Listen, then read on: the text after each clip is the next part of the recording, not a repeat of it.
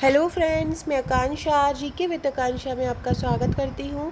Friends, आज हम मुख्य परीक्षा के लिए एथिक्स पढ़ने वाले हैं।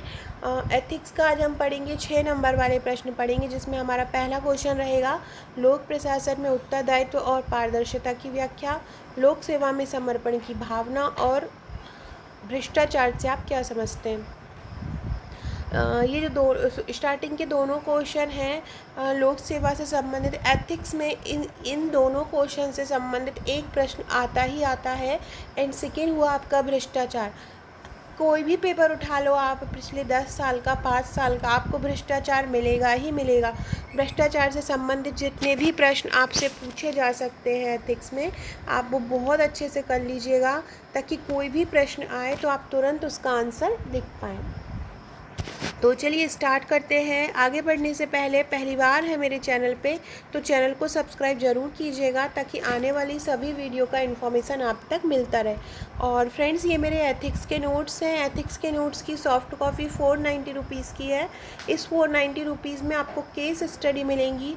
स्टार्टिंग में आपको लगभग 100 केस स्टडी मिलेंगी। इसके बाद आपको ग्रुप में आपको करीब 200 से 250 केस स्टडी कराई जाएगी, ताकि आपकी कोई भी केस स्टडी आप सॉल्व कर पाओ। साथ में आपको इसमें थिंकर्स के अलग नोट्स मिलेंगे, और आपको जो सिलेबस में जो भी टॉपिक है उनके इसमें अलग नोट्स मिलेंगे। सॉफ्ट कॉपी का चार्ज इसका 490 रुपये है, और हार्ड कॉपी का चार्ज इसका 1000 रुपये में है, जिसमें आपको ये पूरा एथिक्स पेपर 4 का कवर हो जाएगा। साथ में इसमें आपको एक ग्रुप भी मिल जाएगा। ग्रुप में आपको इसके टेस्ट मिलेंगे एथिक्स के, और इसकी तैयारी करवाई जाएगी। तो लोक सेवा के प्रति समर्पण की भावना क्या होती है? तो किसी सिविल सेवक में लोक सेवा के प्रति समर्पण की भावना के निम्न लक्षण दिखाई देने चाहिए। कैसे हम समझ सकते हैं कि कोई लोक सेवक है, उसमें समर्पण की भावना है? कैसे हम किन लक्षणों से समझ सकते हैं? तो लोक सेवकों को कार्यालयीन समय ना देखते हुए समय से पहले और बाद तक उत्साहपूर्वक कार्य करते रहना चाहिए। मतलब जैसे कि कोई लोक सेवक है और उसका समय है 5 बजे, तो वो ये ना देखे कि अरे यार 5 बज गए हैं, अब मुझे जाना है। इस समय को ना वो देखे, मतलब समय को देखते हुए काम ना करे। वो तो अपने कर्तव्य पे डटा रहे, नहीं भले ही कितना भी समय हो जाए, मुझे ये काम करना ही है। बहुत जोश से, बहुत उत्साह से काम करे, वो समर्पण होता है। तो पहला पॉइंट हो जाएगा कि लोक सेवकों को कार्यालयीन समय को ना देखते हुए समय से पहले और बाद तक उत्साहपूर्वक कार्य करते रहना चाहिए। दूसरा है वंचित वर्गों की सहायता लगातार करते रहना चाहिए। लोक सेवक को क्या करना है कि वंचित वर्ग जितने भी हैं उनको देखना चाहिए, और उनकी जितनी मदद हो सके उसकी तरफ से उतनी मदद करते रहना चाहिए। तीसरा पॉइंट है आगे बढ़कर व्यक्तिगत रूप से सहायता करना जिसको ज़रूरत हो। जो भी लोक सेवक उसके पास पावर्स रहती है, वो किसी की भी मदद कर सकता है, तो उसे आगे बढ़ना चाहिए व्यक्तिगत रूप से, और उन लोगों की सहायता करनी चाहिए जिनकी इसको ज़रूरत हो। नेक्स्ट है ज़्यादा ध्यान नियमों पर नहीं, सकारात्मक परिणाम। उसको ये नियम इतने बजे तक है, ये नियम नहीं होगा, इन पे ना ज़्यादा ध्यान देते हुए ये ध्यान देना चाहिए कि जो भी परिणाम मिल रहे हैं वो सकारात्मक है या नहीं है, या जो भी परिणाम दे रहे हैं हम, उनसे किसी का लाभ हो रहा है या नहीं हो रहा है। तो उसको इन सकारात्मक परिणामों पर ज़्यादा ध्यान देना चाहिए कि जो भी काम कर रहे हैं वो सही हो रहा है और इसके पॉजिटिव रिजल्ट मिल रहे हैं। वो जो भी काम करे उसका जो ध्येय हो वो लोक कल्याणकारी हो। मतलब लोक सेवक में भी समर्पण की भावना है, तो वो उन लोगों वंचित वर्गों के प्रति या समाज के ऐसे तबकों के प्रति जहाँ पे सरकार की पहुँच नहीं हो पा रही है, या वो ऐसे लोगों की खोज करे जिनको वंचित वर्ग हैं, जहाँ पे सब सुविधाओं का लाभ नहीं मिल पा रहा है, तो इस दृष्टि से उसके जो कार्य हों वो लोक कल्याणकारी हो। मतलब उसके मन में लोक कल्याणकारी भावना हो, कार्य समयबद्ध हो और प्रण हो। वो जो सोचे वो कार्य जो वो समयबद्ध हो, मतलब समय के रहते हुए हो, उसको हो कि मेरे को इस समय में ये काम करना है।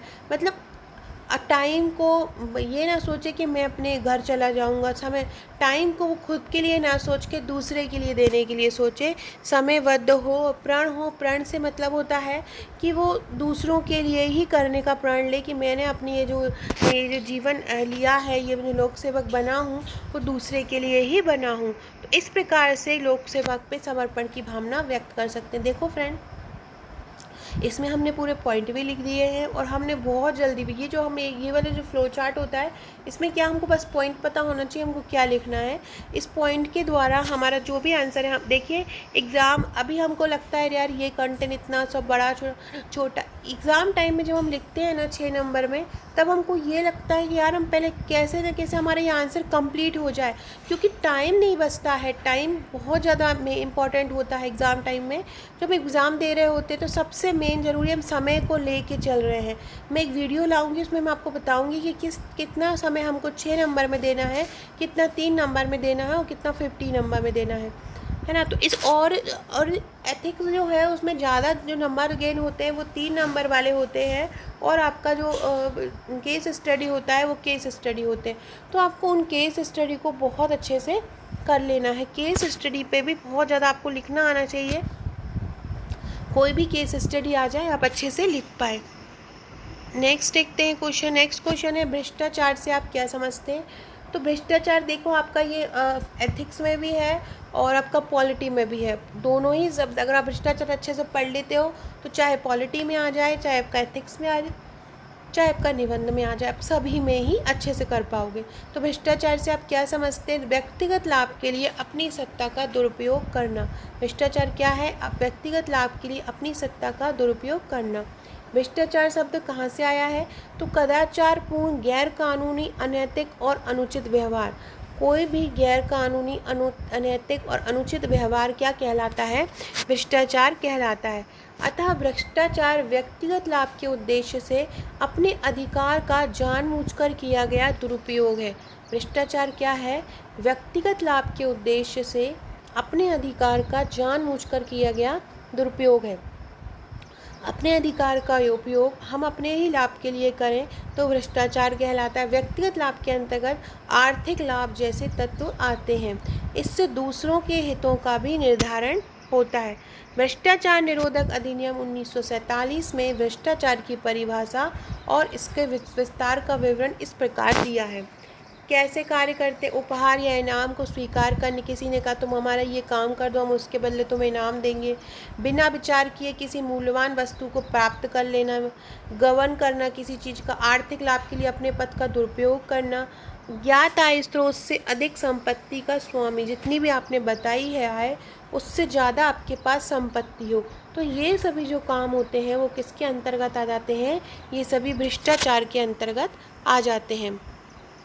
नेक्स्ट क्वेश्चन है लोक प्रशासन में उत्तरदायित्व और पारदर्शिता की व्याख्या। क्या होता है लोक प्रशासन में उत्तरदायित्व और पारदर्शिता।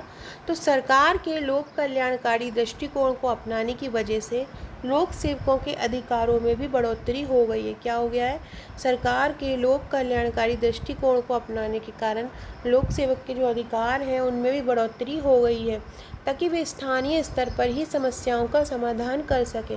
जो लोक कल्याणकारी कार्य हैं तो उनके लिए उत्तरदायित्व इसलिए बढ़ गया है, अधिकारों में इसलिए बढ़ोतरी की गई है ताकि जो भी लोक सेवक जिस क्षेत्र में है वहीं पे उनका समस्या का समाधान हो सके, और इनके दुरुपयोग की संभावना भी यहाँ पे बहुत अधिक होती है। क्या होता है लोकसभा में उत्तरदायित्व, क्या लोक प्रशासन में उत्तरदायित्व में किसी कार्य के प्रति करने की क्षमता। तो उत्तरदायित्व से क्या फ़ायदे हैं हमको, तो प्रशासन के कार्यों में क्या होता है, तेजी आती है, प्रशासन कार्यों में तार्किकता आती है, जनता का प्रशासन पर विश्वास बढ़ता है। ये विश्वास लिखना भूल गई हूँ मैं, लिख लीजिएगा, जनता का प्रशासन पर विश्वास बढ़ता है। लोकतंत्र के सफल संचालन में भूमिका, व्यक्ति कर्तव्यों के प्रति सजग रहता है। तो प्रशासन के कार्यों में तेजी आती है उत्तरदायित्व से, प्रशासन कार्यों में तार्किकता आती है, जनता का प्रशासन पर विश्वास बढ़ता है, लोकतंत्र के सफल संचालन में भूमिका निभाता है, व्यक्ति कर्तव्यों के प्रति सजग रहता है। पारदर्शिता क्या होती है कि प्रशासन के प्रत्येक कार्य और निर्णयों को जानने। पारदर्शिता मतलब सरकार का जो भी काम है वो जनता की पहुंच तक है। तो सरकार के कार्यों के कार्यक्रमों के प्रति जनता को जानकारी सहज मिलती है। सत्यनिष्ठा में आने वाली कमी को रोका जा सकता है। इस प्रकार से हमने ये आंसर लिखे। फ्रेंड इस प्रकार से हमने ये एथिक्स के 3 आंसर्स कंप्लीट किए। फ्रेंड्स ये मेरा टोटल पैकेज है।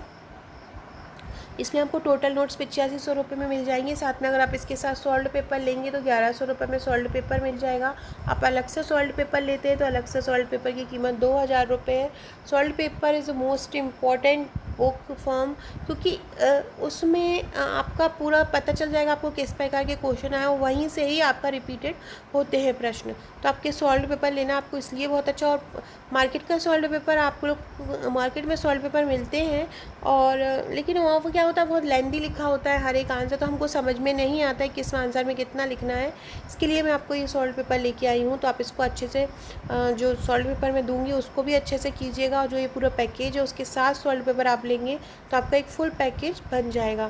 कुरियर चार्ज आपकी डिस्टेंस के अकॉर्डिंग होगा। इसके साथ आपको एक 21 पेड ग्रुप मिलेंगे। 21 पेड ग्रुप में आपको टेस्ट सीरीज़ रिवीजन कराया जाएगा। ये आपको सॉफ्ट कॉपी का पैकेज है 5200 रुपये का। अगर आपके पास प्रिंटर है तो आप सॉफ्ट कॉपी ले सकते हैं। अगर आप मेरे नोट्स लेना चाहते हैं प्री और मेंस दोनों के, या प्री या मेंस के, जेल प्रहरी के, तो आप मुझे इस नंबर पर व्हाट्सअप कर सकते हैं। आपको डिटेल पूरी मिल जाएगी। Okay friend, thank you.